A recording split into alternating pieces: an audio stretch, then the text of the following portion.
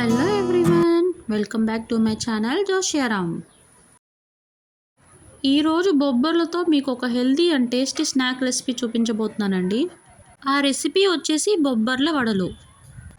చూడండి, ఇక్కడ నేను తెల్ల బొబ్బర్లు తీసుకున్నాను. మీరు కావాలనుకుంటే ఎర్ర బొబ్బర్లతో అయినా సరే ఈ వడలు అనేవి ప్రిపేర్ చేసుకోవచ్చు. టేస్ట్ మాత్రం ఎక్సలెంట్ ఉంటుంది. ముందుగా ఇక్కడ నేను ఒక గ్లాస్ వరకు బొబ్బర్లు తీసుకున్నానండి. వీటిని నీట్గా వాష్ చేసుకుని తగినన్ని వాటర్ పోసుకుని ఒక 6 to 7 hours నానబెట్టుకోవాలి.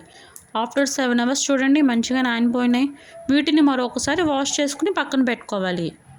నెక్స్ట్ 4 నుంచి 5 పచ్చిమిర్చీలు, అలాగే ఒక 50 grams వరకు అల్లం తీసుకుని చిన్న చిన్న ముక్కలుగా కట్ చేసుకుని పక్కన పెట్టుకోవాలి. ఇప్పుడు ఒక మిక్సర్ జార్ తీసుకుని అందులోకి ముందుగా క్లీన్ చేసి పెట్టుకున్న బొబ్బర్లు, అల్లం పచ్చిమిర్చి ముక్కలు, అలాగే రుచికి తగినంత ఉప్పును వేసుకుని కోర్స్లీ గ్రైండ్ చేసుకోవాలి. చూడండి, ఈ విధంగా గ్రైండ్ చేసుకుంటే సరిపోతుంది. ఇప్పుడు దీన్ని వేరొక బౌల్లోకి ట్రాన్స్ఫర్ చేసుకుందాం.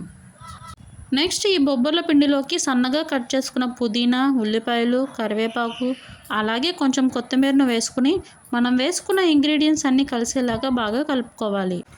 నెక్స్ట్ స్టవ్ ఆన్ చేసి ఒక కడాయి పెట్టుకుని అందులోకి డీప్ ఫ్రైకి సరిపడా ఆయిల్ని వేసుకోవాలి.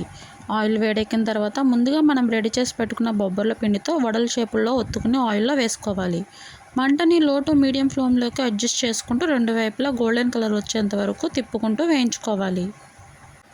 చూడండి, వడలు అనేవి 2 sides గోల్డెన్ కలర్ వచ్చేసాయండి. ఇప్పుడు వీటిని ఆయిల్లో నుండి తీసేసుకుని సర్వింగ్ ప్లేట్లోకి సర్వ్ చేసేసుకుందాం.